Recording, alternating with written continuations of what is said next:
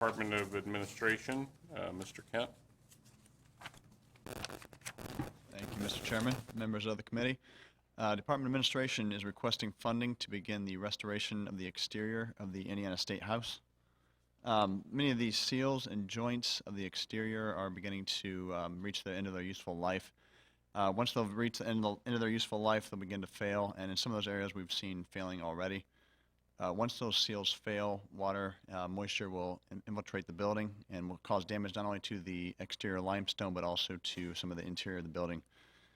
The project before you, we will inspect all of those seals and replace the ones that are failing, and then also we will also repairing the damaged limestone that we see while we're up there doing that work. This work will also include the exterior staircases for the north, the east, and the south. The west staircase was done earlier this year when we restored the entryway on the ground level. Once these seals are done, we will address any of the interior damage that might have been caused by the water infiltration, and then, excuse me, it's our hope that this project will be done as weather breaks in 2017. Will any of the looking at the outside work be done as we approach November and December while weather's nice? Or? The only work that will be done will be probably getting a crew out there to inspect and get the scope of the project, so that when the weather breaks, we can attack it full scale. Okay, thank you. Any questions for Mr. Kent? Thank you. Item number 4, Department of Natural Resources, Mr. Smith. Good morning, everyone. Good morning. DNR is requesting a project to replace the HVAC system at the Northeast Regional Office. The regional office is located in Columbia City in the heart of Whitley County. It serves as the office for over 30 employees, to include Division of Fish and Wildlife, conservation officers, and alcohol and tobacco excise police. The building was constructed in 1961, and the current HVAC system is over 30 years old. DNR became the owner of this building in 2006. This project request will replace an existing air handling unit, along with numerous thermostats and controls, to provide a more efficient operating system by allowing certain zones to be turned off and on to reduce operating expenses when offices are not occupied. This project will address 11,500 square feet. Senator Kenley. Thank you, Mike. And I know probably the budget agencies reached back to you through Budget Director Bailey, and I appreciate the support. I assume that in a building this size, we're talking about 30 tons or so of heating and air conditioning. Is that approximately accurate? I believe that is correct. We've actually had Kevin come up and inspect and review the project as well. Well, we need to move forward with the project, and things need to be done. But in my experience privately with facilities and things, the cost of doing just what you're doing here, this is a multiple of what I think we might pay on the private market. And I think the agencies or the Department of Administration, I think we need to continue to work to make sure that we have the best possible methodologies of ensuring that, particularly on, I think roofs and heating and air conditioning systems are just going to be a repetitive exercise. And so I would encourage you all to continue to think about this and figure out if there are ways that we can ensure that not only do we get the work done correctly and we have quality product, but that we have reasonable prices on these things. Absolutely. Totally agree, Senator. Okay. Any other questions, Mr. Smith? Thank you. Thank you. Next is item 5, Richmond State Hospital. Mr. Babb. Good morning. Good morning. I'm requesting a project for Richmond State Hospital to replace approximately 1,800 feet of 4-inch HVAC piping that's built into the floor of Building 417. This piping was installed in 1965. It's causing substantial damage every time there's a leak, and we need to get it replaced. Any questions for Mr. Babb?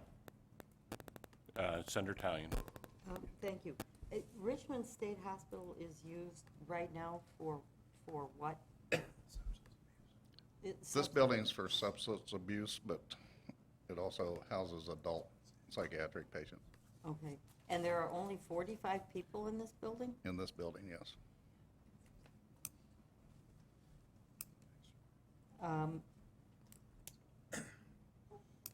How many buildings do you have there?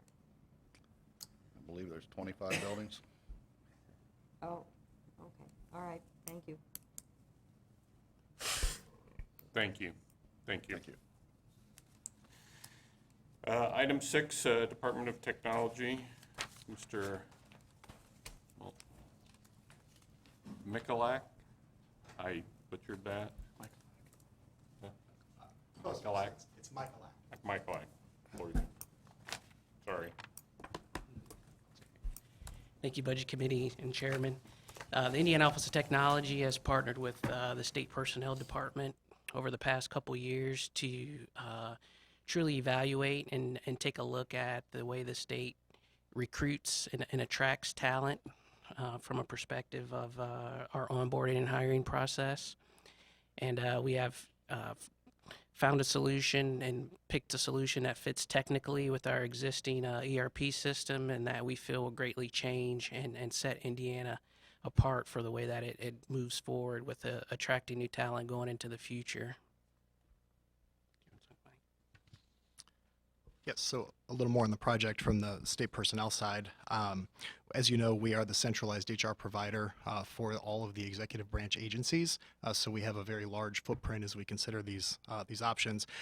This will give us a modern solution for recruitment. The current system was configured really about 12 years ago, and a lot has changed in the hiring market since then. This should allow us to be much more fluid and keep up with hiring trends. This will also allow us to upgrade our performance management and onboarding experience for new applicants and, of course, employees through their entire life cycle, and that will allow us to scale up to include many more folks in an electronic performance management environment than we can today.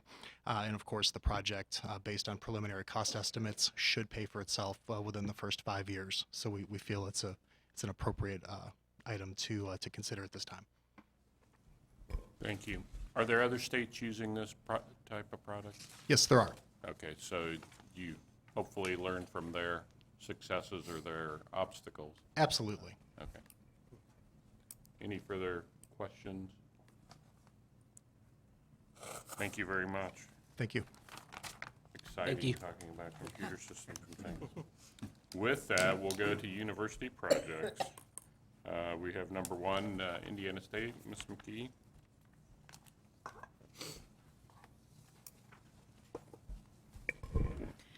Thank you, Chairman Brown and members of the committee. On your agenda today is the final phase of the Sycamore Towers renovation project. This is a project that the university started in 2014 after some rather extensive study as to the direction we wanted to move forward with our housing and dining system on campus. This complex consists of 4 12-story towers, the first 2 of which have already been renovated, and the third is currently under renovation and is expected to be completed this summer. All 4 of these towers are essentially identical in nature. And Rhodes Hall, the projects all include the addition of air conditioning, full fire suppression, as well as new windows and other system upgrades to make the buildings operate more efficiently. The estimated cost is $23 million. That would be paid, 80% of that we're asking for authority to issue long-term debt, and the remaining amount would be funded through housing and dining reserves. We have been, and the other renovations, the actual cost have come in a little below the 23 million. We would expect this to do likewise, but because of the long lead time between seeking your approval and the actual bid in the early spring, things can change with construction cost, and would ask for a little more flexibility. And I'd be happy to answer any questions you may have. Thank you. If you anticipate that costs go up, do you think it'll be through extra reserves used? You won't necessarily increase the bonding I'm level. anticipating the actual bids will be less than 23 million. The reserve account, is it used to pay off bonds that you have on other halls? Or Well, it is the reserve for the system. So the debt is supported by the system, the housing and dining system. That's the way the bond indentures are developed. So the 24 million supports not only this project, but would support any other long-term maintenance projects that we may have Okay. within the housing and dining system. Any question for Ms. McKee? Thank you. Thank you, Diane. Next, Ball State University, Mr. Hannon. Thank you, Mr. Chairman. Good morning. My name is Bernie Hannon. I'm the CFO of Ball State. It's always a pleasure to be back before this committee. This is a project that was authorized by the 2015 General Assembly. It's the first phase of us replacing our massive and aging Cooper Science Building. Committee members remember a couple years ago we toured that building and saw what poor shape it was in. This building will primarily house our new College of Health, and its biggest tenant will be the nursing program. As you all know, nursing is the #1 hot job in Indiana. We turn away over 200 qualified nursing students every year simply for lack of space. This new building will allow us to add about 150 new nursing students to the program. It's a fee-replaced project. Fee replacement exists in our 17 budget to cover the cost of the project. In addition, we should be able to refund about $60 million of mostly fee-replaced bonds when we issue the debt, working with the budget director staff to make sure that all those refundings are some substantial savings. Those will, of course, accrue to the state taxpayer. And I'm happy to answer any questions that you have. Thank you. Any questions? Thank you. Thank you very much. Everybody's questioned out, huh? That concludes projects. Now go on to review items. Ms. Owari, update on the retiree medical benefits.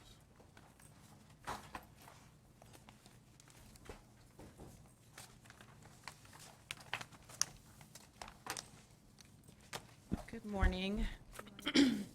Just going to give a quick update on the status of the retirement medical benefit accounts, which is also known as the 501 program. And just a refresher, our background information, this is the program that if you reach full retirement from the state of Indiana, then you receive a retirement benefit account, which you can use once you retire to pay your health premiums. It's considered an other post-employment benefit, and it operates as a defined contribution plan would, in that you realize the liability once you have that expense, once you have the people that retire.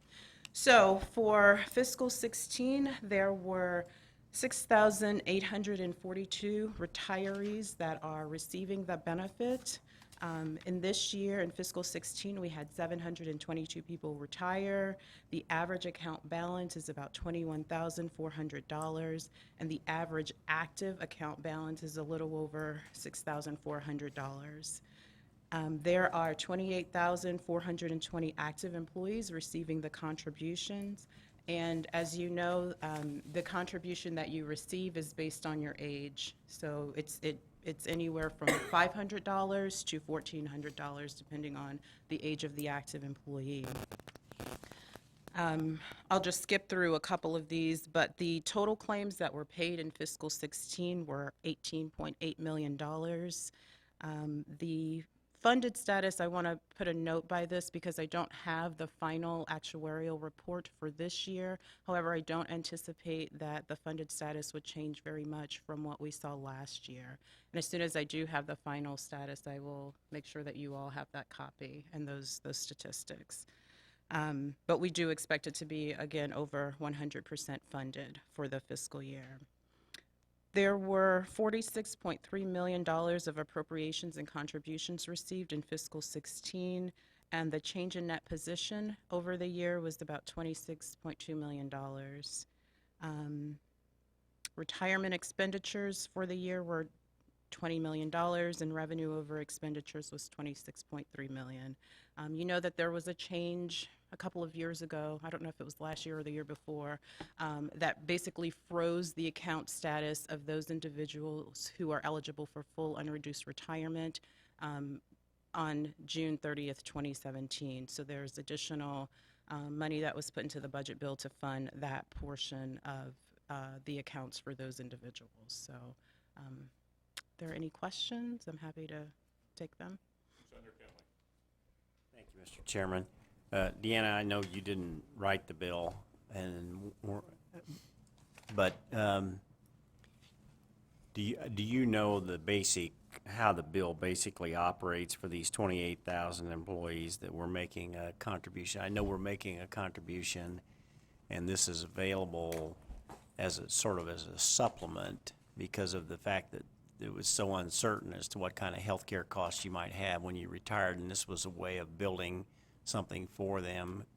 Can you walk me back through how that works and how they access those funds just briefly, or if you're not up to speed on that, I'll pass on the question, but I'm just trying to remember how the plan basically works. So I know a little bit about how it works. Once you do retire from the state, you get a contact and a packet from Key Benefit Services. They are the third-party provider that pretty much manage the accounts and the funding for the program. And basically, an individual, as they sign up for a health care plan, once they retire, they're able to submit claims to Key Benefits to get reimbursed for their health care premium. So if they're paying a premium each month, then they get... So in a sense, this might be a supplement to a Medicare plan. Yes. Or something like that Correct. we've provided for state employees. Right. Okay. Yeah, that helps me to get it referenced. Thank you. Senator Talley? Yeah, so we're not making, I was trying to remember this too, we're not making claims on the bills, we're making payments for them to buy additional supplemental insurance. If they're part of Medicare, yes, but there are some people that retire before they're eligible for Medicare, and so they have their own health insurance plan. And so in those cases, they would just be paying their regular premiums for whatever plan they're on. Okay, all right. Yeah, for pre-Medicare, it was the bridge to Medicare. Right. To pay for premiums Okay. as a defined contribution. Anything else? Any other questions? Thank you. Thank you very much. Appreciate the report and update. Medicaid state plan amendments. Anybody from Medicaid here? No? Is that right? Can't find Hanover? Just kidding. We'll circle back. There you go, Representative Gooden, right? That's right. We've been saying it for years. We've been saying that for years. Next, the I-65 Northwest Indiana Major Moves Project. We have Mr. Stark.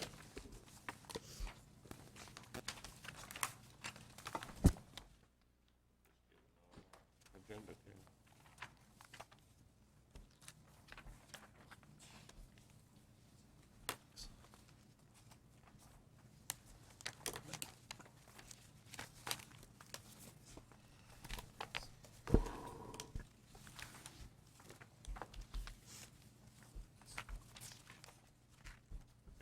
Floor is yours.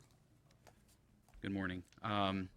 This is a packet where we're here to kind of give you, we were here a couple months ago in front of the committee to talk about the actual RFP, and now we're giving you the results of the process that we've gone through, the best value process. This is the I-65 Northwest Indiana Major Moves Expansion Project up in Lake County and part of Newton County. We're adding additional travel lanes along I-65 between State Road 2 and US 231. Also, we're constructing outside shoulders, which will also represent 3 lanes on either side from US 231 to US 30, and there's also the replacement of the Kankakee River bridges in northwest Indiana. Our construction budget here was $80 million, and our anticipated construction time is 2 years. There's a map of showing the actual project itself. Section A is the northernmost part. Section B or C is the next between 231 and State Road 2, and then the green dot shows the Kankakee bridges that are over I-65. The next page is just the whole procurement schedule. This procurement started a year ago in December of 15, and we've gone through all the different steps of the procurement. We actually announced the proposed contractor on September 30th of this year, and we anticipate the actual notice to proceed to the winning proposer will actually happen right after the first of the year. The next page shows the 4 different teams that were selected in the shortlisting when we went through that process last December. As we go along, then the next page goes through the evaluation process that we went through. This is not just a low bid process. This is a financial, and we also evaluate the technical structure itself, the technical proposal. So we're evaluating 2 different parts of the procurement process. The evaluators are all NDOT personnel, and we're supported by our staff and other consultants. The unique thing about this evaluation process is that we evaluate them separately. The people that are evaluating the financial side do not speak to the people that are in the technical groups themselves, so that they don't know who's doing what until we both get together at the end. The final score is there's a maximum of 100 points available. Technical is 40 points out of that possible 100 points, and the best price proposal will represent 60 points out of the 100. The next step, the best value determination, and on this page itself, we're actually showing the winning score, which was 85 points. This proposal at this time, the team that had the actual best price, they got 60 points, and then they actually had the best technical proposal too. So adding them both together, they got 85 out of 100 points in this proposal. The winning team, which is the next page, was Walsh Construction LLC. Their design team is made up of Parsons Transportation, and they have a number of major subcontractors that are working with that group. The actual construction bid price was $62 million, which is at 22% below our engineering estimate. So we had a very favorable process here. It was very competitive for very, very good teams. Then there's one more page that shows what the added value, the best value part of this proposal is. Walsh came to the table with a very enhanced maintenance of traffic plan.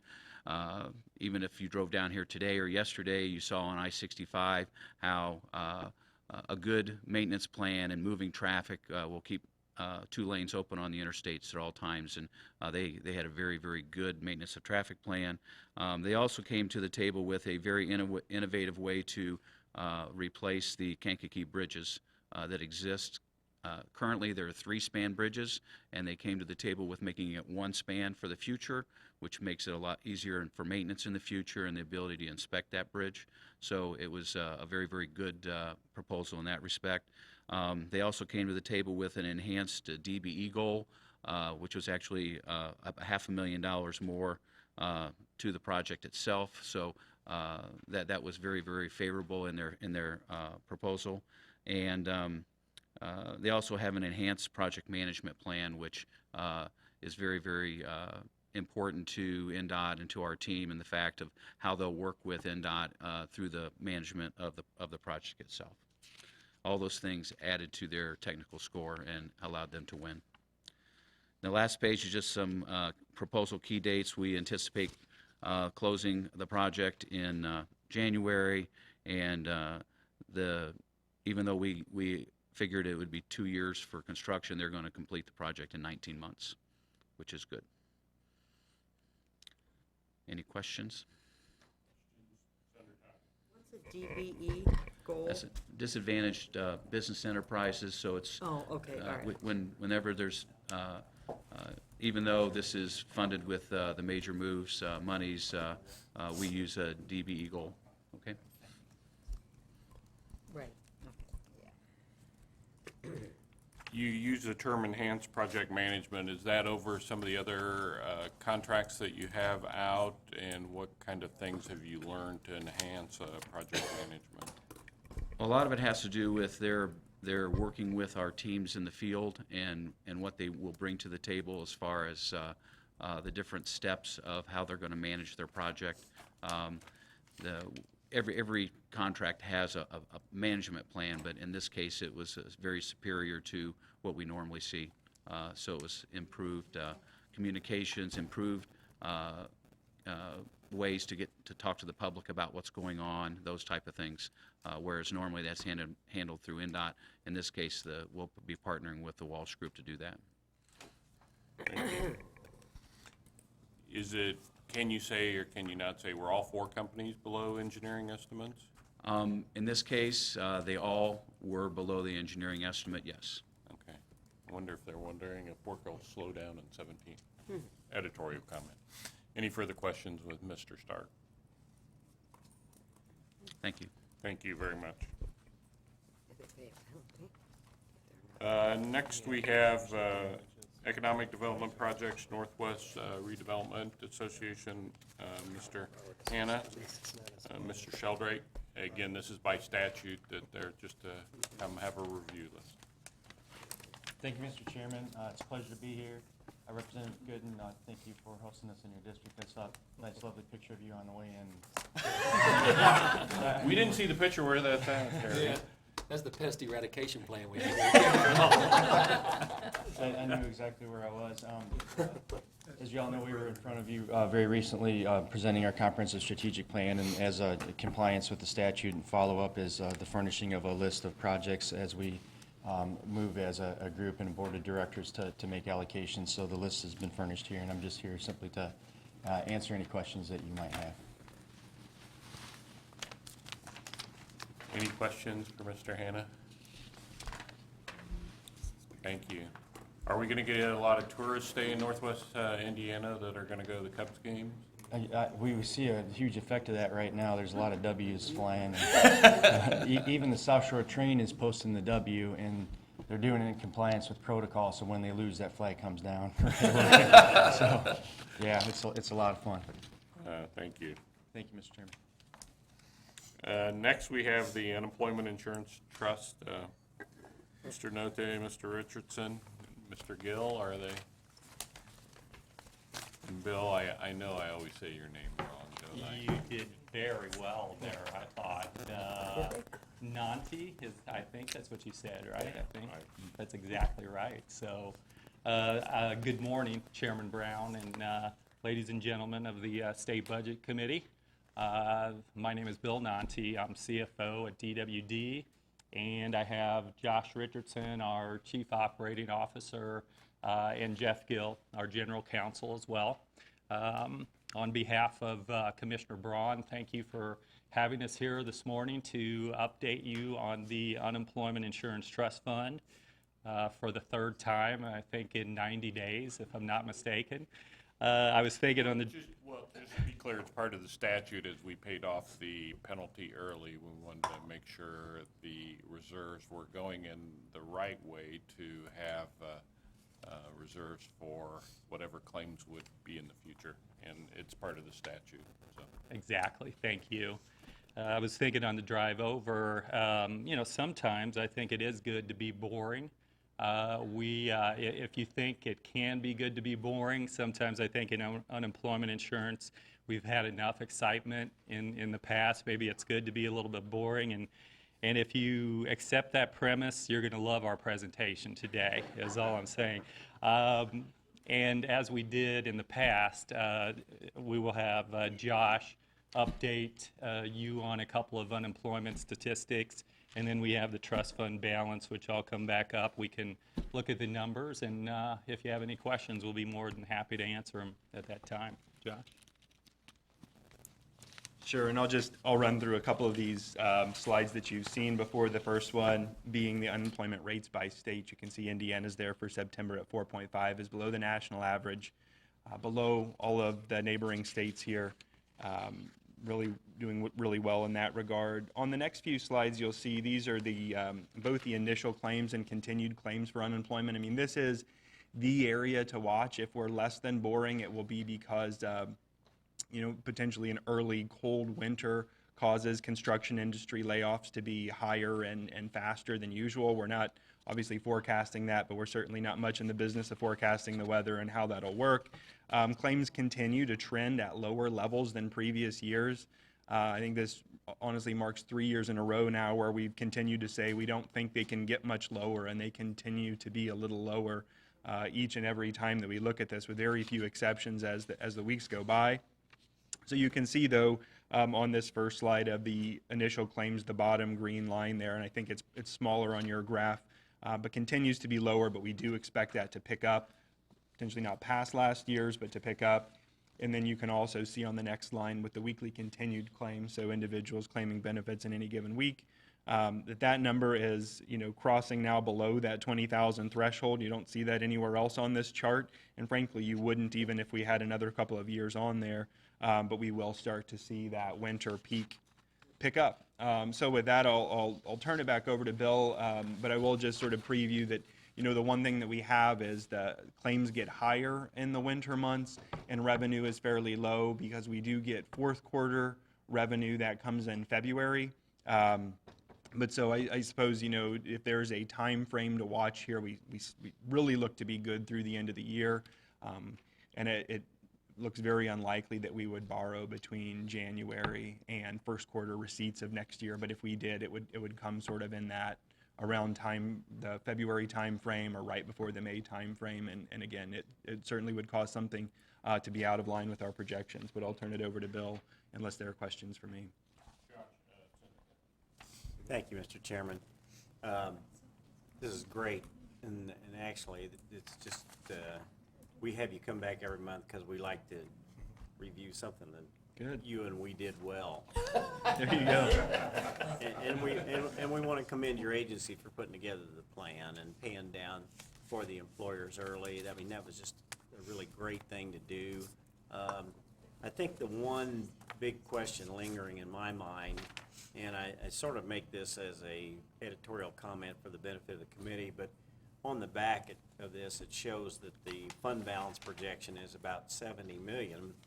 And then it's growing because our claims are not as high as the premiums that are being paid in. And at one point in this whole exercise, or at three points, we had this discussion about what's a good balance, what's a fair balance, what should we shoot for. Kind of my takeaway from the thing was, in order to get ready for the next recession, to be able to take care of our unemployed workers when that time came, which it will eventually, somehow, someday. We ought to have at least $1 billion in there.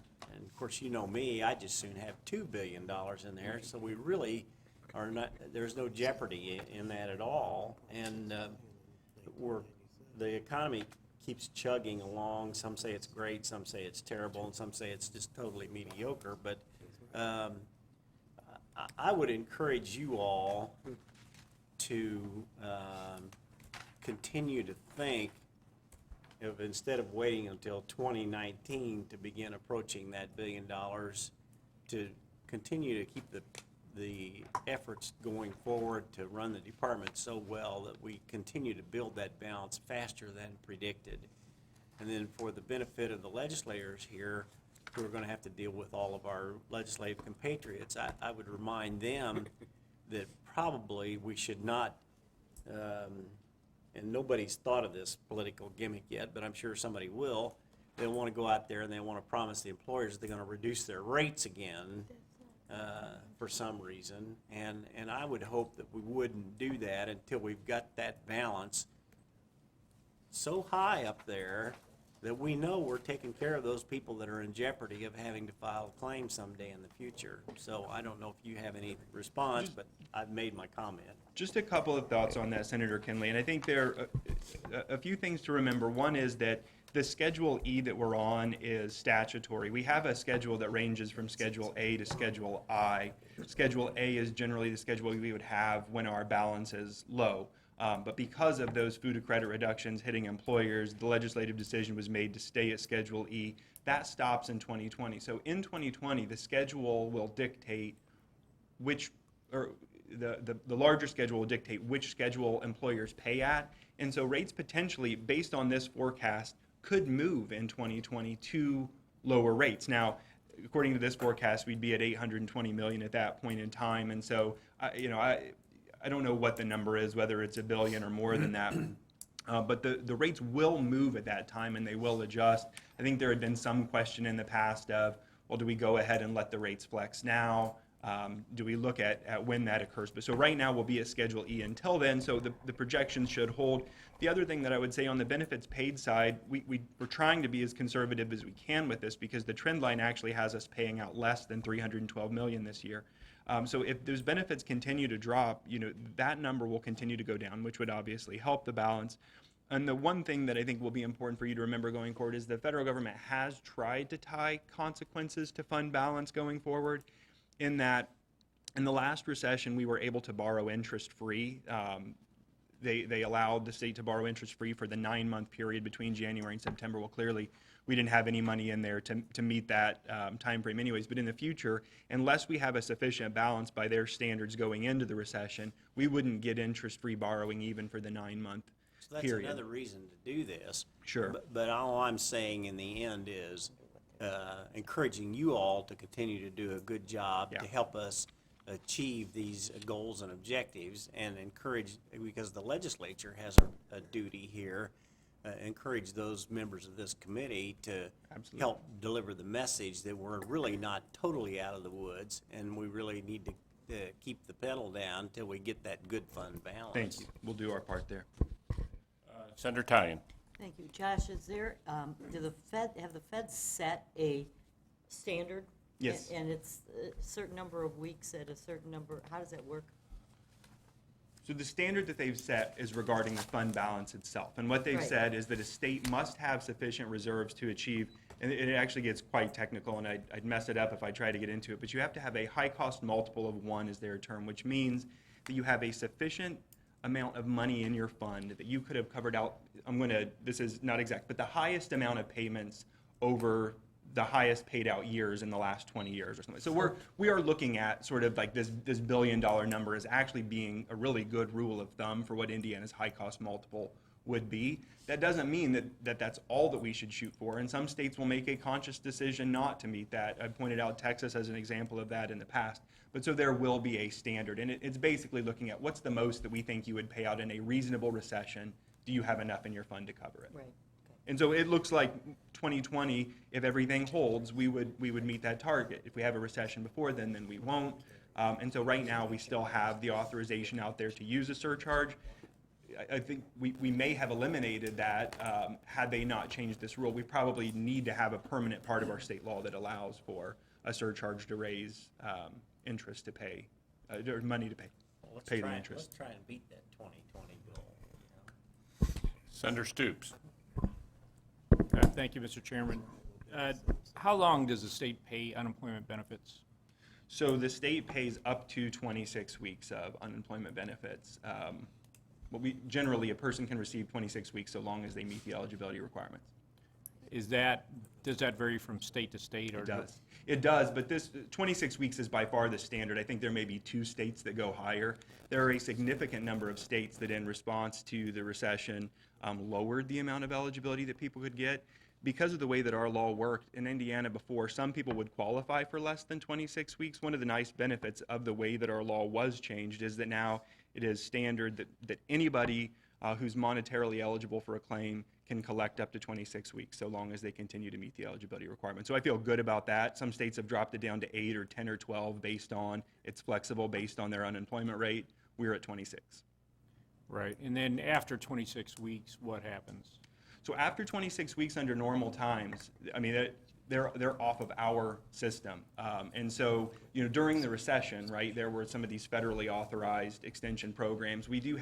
There's a permanent piece of state law that kicks in extended benefits if certain triggers are met. Those triggers are, I think, universally accepted to be ineffective, but we mirror what the federal law asks us to be on extended benefits. So there are states that are working together to try to figure out if there's a better way to handle that standard EB trigger. But after that, I mean, we still can provide many of our job training services, but unemployment ceases to exist. So as far as the benefit payments, then, if we have people that are going off the unemployment rolls for receiving benefits, then our benefits paid will also go down. Is that correct? If we have fewer people getting benefits, then our benefit payments will go down. That's absolutely true.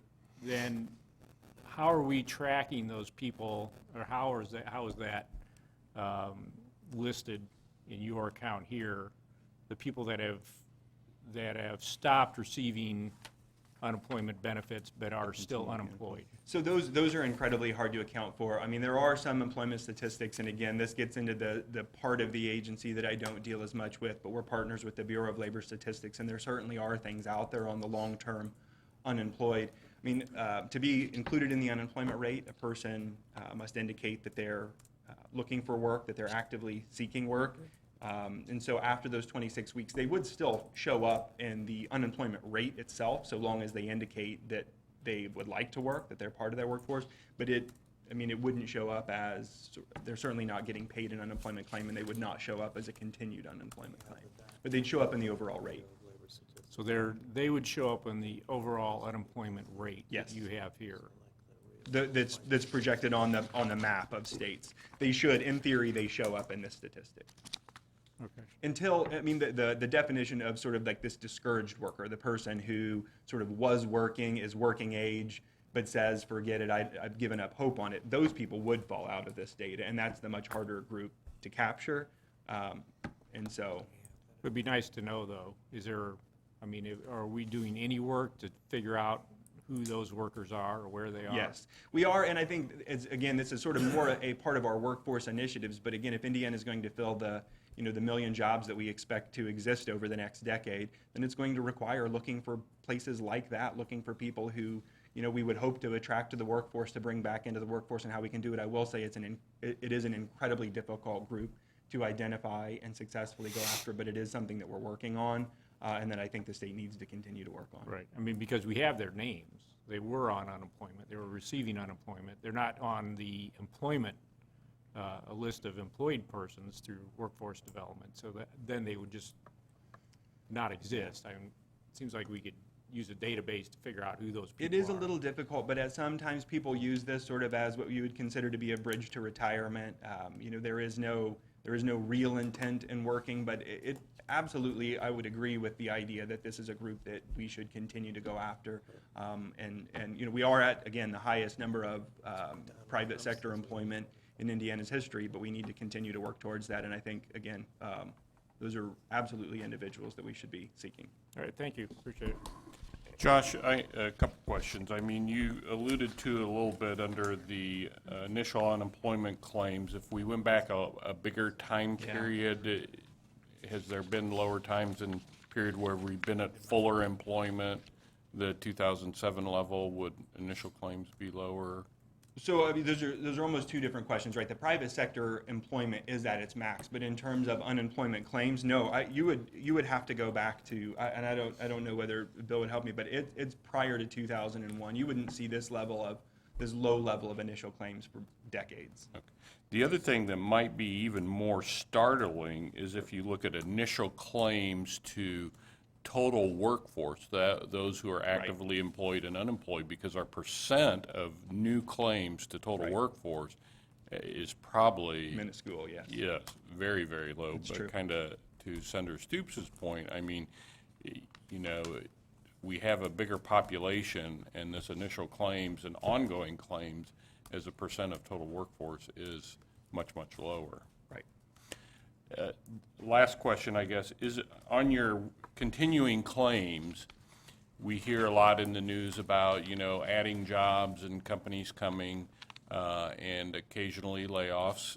Is there any way to project out in the future beyond the cyclic nature of construction, you know, what you think, you know, next year is going to look like? It's incredibly hard to do that. You know, we absolutely did, as part of our initial trust fund forecasting model, you know, in previous administrations at the department, we tried to do things like use Global Insight, unemployment numbers to project claims off of it. I mean, absolutely, I think we put in a great effort. How accurate those ended up being, not so much. And I think one of the problems that you have with this really does sort of go back to Senator Stoops' point. And the unemployment insurance system is hit the most when you continue to have a high rotation of newly unemployed. If you have a very large group of unemployed that stay unemployed beyond that 26 weeks, they drop off of here. There's still a concern for many other reasons, but for our system, they stop hitting the fund because there's no income against which they can file a claim. And it was that phenomenon that has continued to have us over forecasting benefit payments, you know, or did, even as that unemployment rate stayed high. We saw these drops because there weren't new unemployed people post, you know, the heavy part of the recession. So it's an incredibly difficult thing to do. We continue to try to do it, but I don't know that we've found a great way to be successful, and I'm unaware of anyone else who has either. Thank you. Any further questions or comments? Thank you. Back to Bill. Sure. Thank you, Josh. And I just wanted to thank Senator Kenley for those kind comments. And it was a pleasure really working with everyone to do the early payoff and save Indiana employers that tax payment in January. That was just phenomenal. So thank you all as well. In regards to the numbers, we, from last time to now, there's been no changes in the forecast. We didn't see any reason to change them. So, and as Senator Kenley had expressed, we'll be focused on, we'd love to come in here and have those numbers larger than they are right now the next time that we see you. So we certainly hear you there. If you have any questions on the numbers, again, we're actual numbers through 2015. 2016, we're growing pretty close to being an actual number, we feel. And then, of course, the next three are projections. But if you have any questions on numbers, we'll be more than happy to answer them for you. Or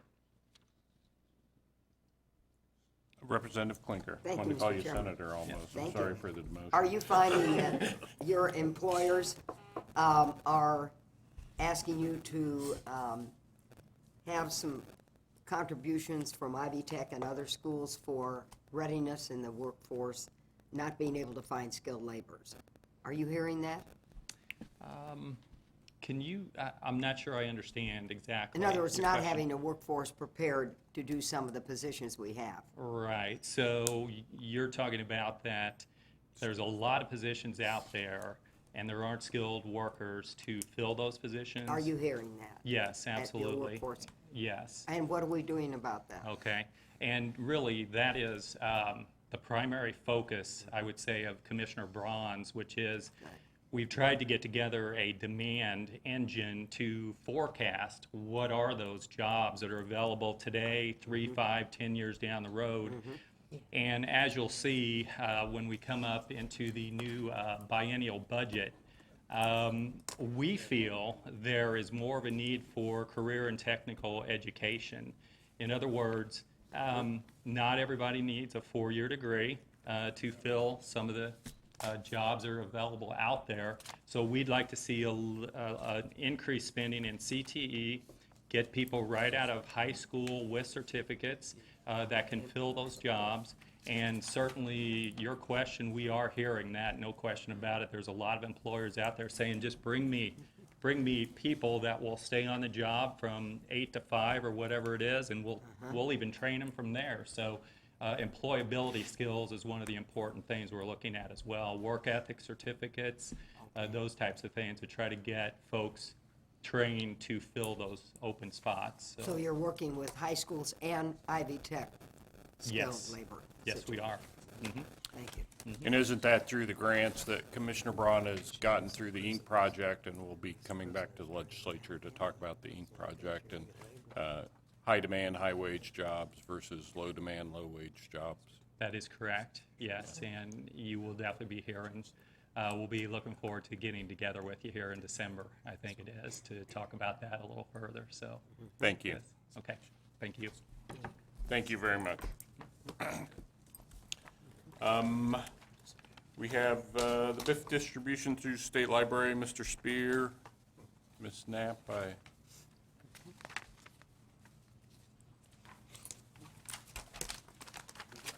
Good morning. My name's Jacob Spear, and I'm the director of the Indiana State Library. I just want to thank the legislature for approving the Build Indiana funds the state library receives. The state library utilizes the Build Indiana funds in two main areas. The first is for Inspire, which is our collection of online databases. That's a research library accessible by all Indiana residents. It is funded in part by Build Indiana funds, federal funds, and also the academic libraries in Indiana. And it's accessed by schools, homeschoolers, private residents, just all people in the state. In 2015, we had 178 million searches of the resources. In the last year, we've added a few resources such as Rosetta Stone, which allows access to Tier 1 access to Rosetta Stone so that Hoosiers can learn foreign languages and other skills. And it is we are saving libraries and residents money by having this in one location. And it's an economic development tool that we have various resources such as the Testing Education Resource Center on there, which allows access to civil service testing, trades, and other things as well. We've also have an early literacy tool that is utilized heavily by the schools in the state. And so, again, we thank the legislature for approving those funds in the past to fund that. We also use the BIF funds, Build Indiana funds, for our school and library internet connection. The state library distributes money to public libraries for their internet connection. And we were very thankful for the increase that was received last year. Are there any questions for me? Any questions, Mr. Spear? Thank you. Thank you. Thank you very much. Mr. Mosier? A one-page spa, oh my gosh. Yes, good morning, Mr. Chairman, members of the committee. I have one item to present this morning, Medicaid state plan amendment to create a reimbursement methodology for birth centers. So birth centers are alternatives to hospitals for delivery of babies for pregnant women.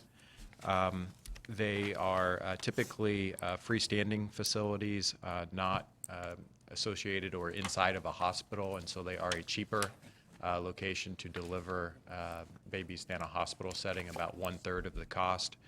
We do have some in Indiana, and we are creating a reimbursement methodology to reimburse these birth centers related to the change in the payment system that we made last year called the APR-DRG change, where we updated the payment methodology for our hospitals. We did not update the payment methodology for the birth centers at that time, and now we're going back to do that. Typically, nurse midwives are highly involved in delivering babies in these settings, although there are physicians and other health professionals that do provide services in birth centers as well. So if we have more participation of the birth centers in our Medicaid program, is likely to save the state dollars a small amount because they are a bit cheaper to provide services than in a hospital setting. Any questions? Go ahead, Representative Gooden. Thanks for presenting. These birthing centers, are these staffed by medical doctors who are actually delivering the babies, or who, I mean, Good question. Not, Because we've yeah. dealt with midwives and all this in the legislature Yes, in we the have. past, and they've not been very successful in getting the ability to be able to do that on their own. So trying to figure out, does this circumvent what the will of the legislature's been for several years now? You may not be aware of that part of it. But. Well, I don't believe so. So it is true that a physician would not always need to be present during delivery in a birth center, and by virtue of a nurse midwife or a midwife being able to deliver babies that are not high-risk pregnancies. So in a high-risk pregnancy situation, it is our policy written in our Medicaid policy manual that only physicians can deliver high-risk pregnancies, but we do allow midwives to deliver non-high-risk pregnancies, and so they would be, in some circumstances, the only ones who are staffing in these birth centers. Thank you, Mr. Chairman. There's more detail, I think, in your question. Maybe you and I could have a conversation. Yeah. Is there a demand, you think, in the provider segment to use this birthing centers? Or is there a demand from the public thinking about using it? Yeah, I certainly do think that many women prefer a lower acuity setting to deliver than in a hospital. Having that choice of places to deliver either at home or in a birth center or in a hospital setting, we do see that sometimes women do want alternative places to deliver than in an inpatient traditional hospital. So yeah, and there is a proliferation of these types of centers nationwide, and I think we are beginning to see that in Indiana as well. Thank you. Representative Klinker. Thank you, Mr. Chairman.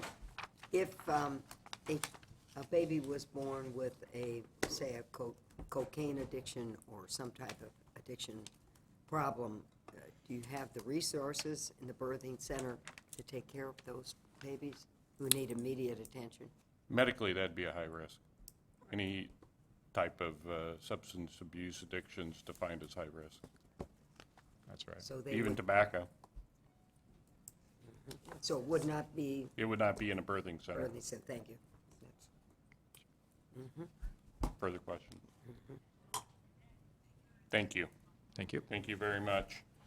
That concludes our review items. We have a report in your packet on Department of Corrections population report of 10/11/16 for your reading material. Are there any motions to remove any items from the agenda? I move the agenda be approved as submitted. Second. It's been moved, second, the agenda be approved. All those in favor say aye. Aye. Aye. Opposed say nay. The agenda is approved.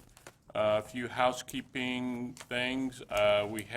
We've circulated, I think, to all four caucuses for agency and budget hearings starting in December. I think we'll be able to start in December and finish them in December.